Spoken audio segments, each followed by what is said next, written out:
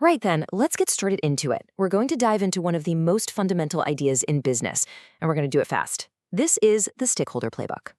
So let's kick things off with a big question, shall we? Is a company's one and only job to make a profit for its owners? Is that it? The whole reason it exists? A lot of people think so, but let's challenge that.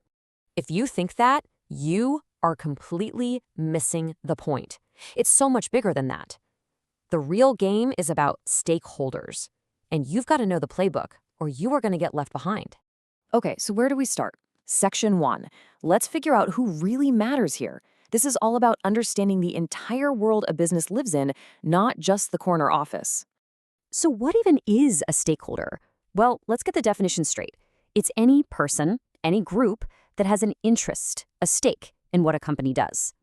If a company's decisions affect them, for good or for bad, they're a stakeholder. Simple as that. And look, we're not talking about some abstract idea here. These are real, tangible groups of people.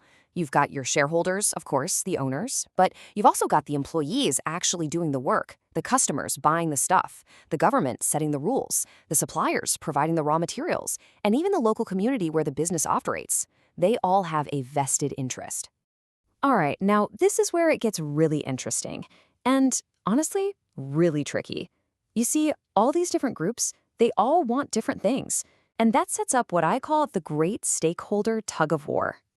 Let me show you the textbook example, the one you see everywhere. Shareholders, right? They want more profit, bigger dividends. To get that, you often have to push costs down. But then you have the employees. They want better pay, they want job security, which pushes costs up. See the problem? It's a direct conflict. You can't just give both sides everything they want. That's a core tension you'll find in almost any business.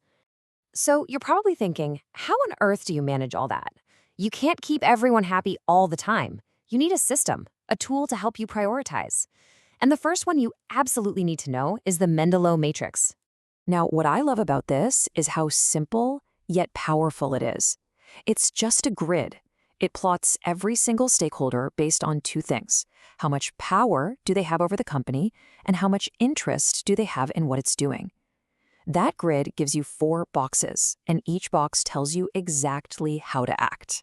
And here's how you actually use it. It's a simple 4-step playbook. First, you list all your stakeholders. Second, you assess their power and their interest. Third, you pop them into one of the 4 boxes on the matrix. And fourth, this is the crucial bit, you create a strategy. Are they a key player you need to work with closely? Or someone you just need to monitor?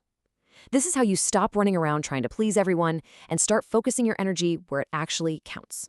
And that's the bottom line. You can't treat everyone the same because they aren't the same. Your time, your resources, they're limited. Power and interest are the 2 magic ingredients that tell you exactly where to point your attention. All right, so the Mendeley matrix helps you prioritize.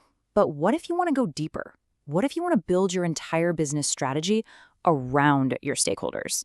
Well, that's where we bring in the big guns, the performance prism. This thing is brilliant. It has 5 connected sides, 5 key questions. It starts with the stakeholder. Who are they and what do they want? From there, it just flows logically. What strategies do we need to deliver that? What processes do we need to make those strategies happen? What capabilities, people, tech, do we need for those processes? And then it flips the whole thing on its head and asks, what do we need from them? It's a 2-way street. And that's what makes it so different. You know, other tools like the balanced scorecard, they're pretty good, but they tend to focus on just shareholders and customers. The performance prism forces you to think about everyone, your employees, your suppliers, the government regulators, the whole shebang. It gives you a true 360-degree view of your business. This really just nails it. It's not a one-way street where the company just gives. It is a reciprocal relationship. For the business to thrive, it needs things from its stakeholders, just like they need things from the business. So let's wrap this up. Let's pull all these threads together. After all this, how do you actually master this incredibly complicated balancing act? Well, for starters, you avoid the classic blunders. You don't just focus on shareholders. That's a recipe for disaster. You don't ignore the conflicts hoping they'll go away, because they won't. They'll explode. You absolutely don't treat everyone the same. You have to prioritize. And maybe most importantly, you stop seeing stakeholders as a problem you have to manage and start seeing them as your single greatest source of value. Which, brings us full circle right back to that very first question we asked. After all this, what's the real answer? Who does a company truly serve? Here's the answer. A company serves everyone it depends on. A business that only looks out for its owners is brittle, it's short-sighted, and it's built to fail. The real modern business understands it is never, ever a solo act. It's a complex, difficult, and absolutely vital balancing act.